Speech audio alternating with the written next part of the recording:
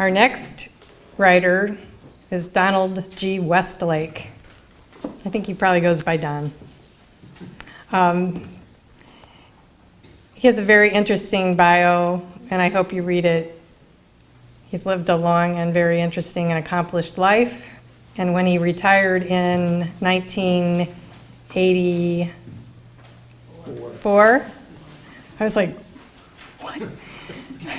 He started writing poetry after working at Argonne National Labs for many, many years. So he started writing poetry, which I kind of loved. And recently has begun writing his memoirs. And tonight he's going to share 2 of those with us, right? We'll see. Don Westlake. Yeah.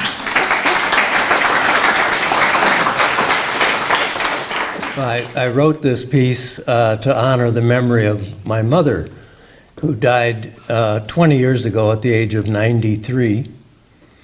But I also want to honor somebody else in my family tonight, and that's my daughter, Dawn Westlake. And I'm honoring her because at this very moment, she's celebrating her 53rd birthday. And she is a filmmaker in Los Angeles, and she makes short films, and she's made many.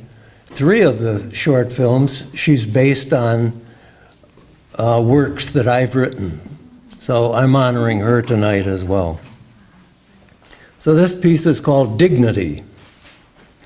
My mom was a woman who strongly believed in her own dignity and the dignity of all others. As children, we were taught to honor that dignity and show respect to others, regardless of their station in life.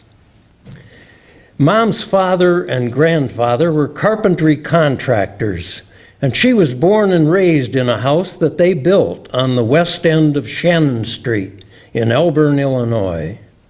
She lost both of her parents when she was 19 years old, and she and my dad married at the age of 20. My sister Margie was born in 1925, I in 1928, and my brother Vern in 1932. The stock market crash occurred in 1929, and we were dirt poor through the worst of the Depression until Dad and Grandpa started a business together in 1936. Mom's full-time job was housewife homemaker. In the 1930s, American housewife homemakers wore cotton house dresses on a daily basis. It was almost like a uniform. As a matter of expressing her personal dignity, however, my mother was never without her hair combed perfectly, a touch of lipstick, and a hint of rouge before she even started to prepare breakfast. If she had to go to the business district on Main Street for any reason, she would change clothes and check her hair and makeup before leaving the house. She called it making herself presentable.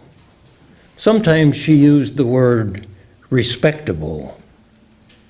Despite her sense of dignity and self-worth, in some ways she did not feel quite equal.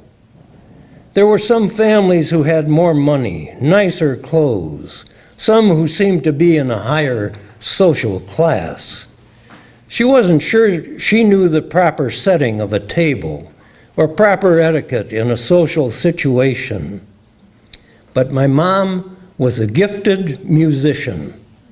As a teenager, she was the piano player for the silent movies in Elburn, already able to improvise music to match the mood portrayed on the screen.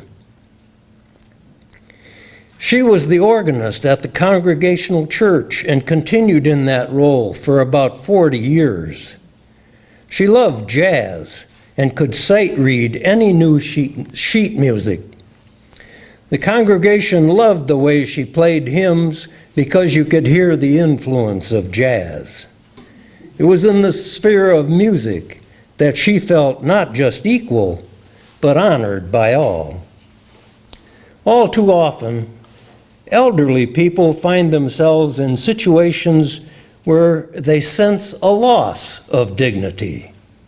They are pushed in wheelchairs to their destinations. They are bathed by others. Often they cannot hear or understand what other people are saying. I want to tell you 3 anecdotes that illustrate my mom's ways in her old age of asserting her dignity. When Mom was 82, she was hospitalized for 3 weeks with pneumonia. She was so close to death that I had steeled myself for the end. But somehow she rallied. Checking her into a nursing home for rehab, the male nurse was asking me all kinds of questions about my mom, and I was answering them. Of course, that was a mistake. My mom was sitting right there and could have answered the questions. It is a mistake that is very common, assuming that someone in a wheelchair is for some reason less capable. The nurse asked me, "Is she incontinent?" Before I could answer, Mom said to me, with spirit, "If he's asking, am I nuts, I'm not." Obviously, Mom did not know the meaning of the word incontinent, despite the fact that 30 years earlier, she had been the caregiver for her incontinent mother-in-law. What Mom did know was that this present situation was disrespectful of her dignity. When Mom was 90, she had been living in a retirement center for 3 years when she broke her hip and moved to the nursing home at the same facility. She had given some musical programs at the retirement center, and she continued playing piano for a men's octet on Saturday mornings. She also played piano for the weekly chapel service. The pastor at the nursing home was not one of Mom's favorite people. He treated the elderly women like children, often giving them little nicknames. This galled my mom. She considered it disrespectful. One day, my wife and I happened to arrive for one of our regular visits when the chapel service was in progress. We stepped in and sat in the back. When Mom finished playing a hymn, she slid off the piano bench and into her wheelchair. When the preacher began his sermon, to our surprise, Mom fell asleep in her chair, or appeared to anyway. She did not stir until the sermon ended. The word amen was like a snooze alarm. Mom was awake. She slid onto the piano bench and played the closing music. Let's just say we were more than amused, and we struggled to keep from laughing out loud. Finally, 2 months before my mom died at age 93, the nursing home had a Christmas party to which we were invited. After we had cake and punch, I asked Mom if she would like to play the piano. She said, "Okay." So I pushed her wheelchair into position. She started playing Silent Night, beautifully. When she completed the first verse, she started the next. Over and over, she played Silent Night. After about 6 repetitions, I put my hand on hers and I said, "Mom, that was wonderful. Why don't you play something else?" She did. She played an old favorite. She knew I would get the message because I know the words. The words go like this. "Dearie, please don't be angry, 'cause I was only teasing you." She still had her sense of humor, she still had her talent, and she still had her dignity. Good luck, man.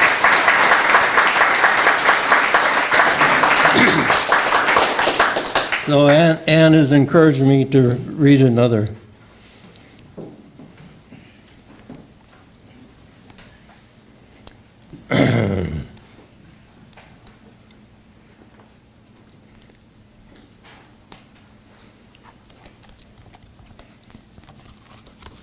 I mentioned my daughter. I have to feel like one of the luckiest people in the world because she went through her teenage years and was not a problem. So this is entitled Rebel. I don't want you to come to the speech meet today. Out of the blue, that was the pronouncement of our 15-year-old daughter, Dawn, while we were having breakfast early on a cold Saturday morning. Why is that? Helen asked. Helen was my wife. Why is that? Helen asked with considerable surprise.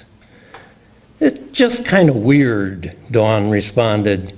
You two are the only parents in the audience, and it just makes me feel, I don't know, it's just kind of weird. This week's speech was across town at Wheaton North High School, but all team members were expected to take the bus from Wheaton Central. Normally, Dawn walked the mile to her school, but this Saturday I drove her to the bus. When I returned home, I started to get ready to go to the meet. Helen said, "What are you doing?" I said, "I'm going to the meet."